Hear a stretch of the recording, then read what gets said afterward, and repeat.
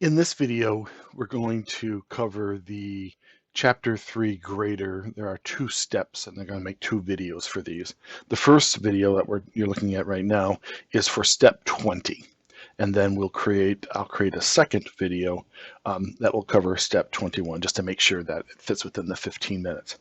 So when you create a graph, you need to select usually some form of titles along with the data.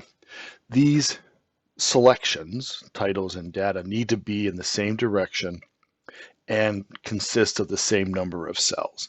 If you don't, then the chart will not get created correctly. So in this one, based on this data in cells A5 through A9, D5 through D9, and L5 through L9, we're going to do a 3D clustered column chart.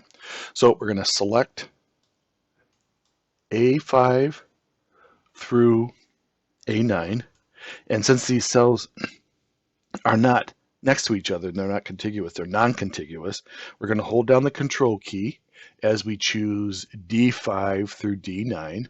You can see that they're selecting it, and then L5 through L9. I'll make sure I'm getting just the right amount. So these should all be the same number of cells in each selection.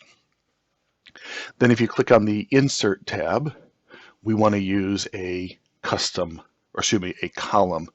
chart. So we'll click on that, and notice that it does include both columns and bar. Columns are vertical, bars are horizontal, and they want a 3D cluster.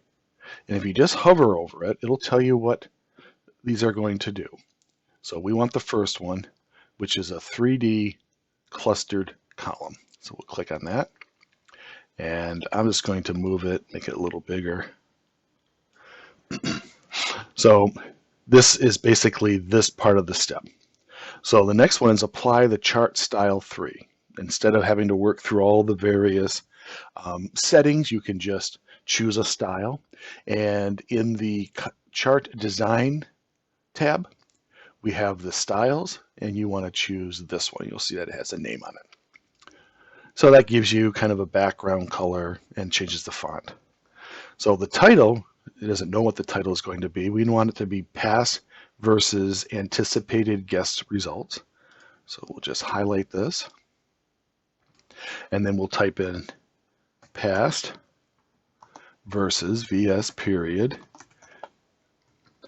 anticipated guessed results. You don't need to hit enter or anything.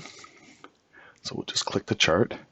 Now you'll see over on the right hand side there are some little pull-out menus. We want to add data labels to the chart. You'll notice that these labels or these columns don't have any values associated with them. You'd have to run across and look at the left-hand side. So if I want to add data labels, I can click up here where it says the plus, and these are various chart elements. And if you click that, you have all the different types of information, and many of them have little pull-out menus. We want to choose data labels, and if you select the arrow, then you can have more options. But we're just going to select, make sure that we have data labels, and you can see that it shows the values. And then we can just tap. That pulls it away. And then this chart is almost done. We want to move and resize it so that it fits in column A13 and then goes down to L32, which is right about here. I think that'll fit it. And then that is the first chart for this particular assignment. So that's step 20 for the grader assignment for chapter 3.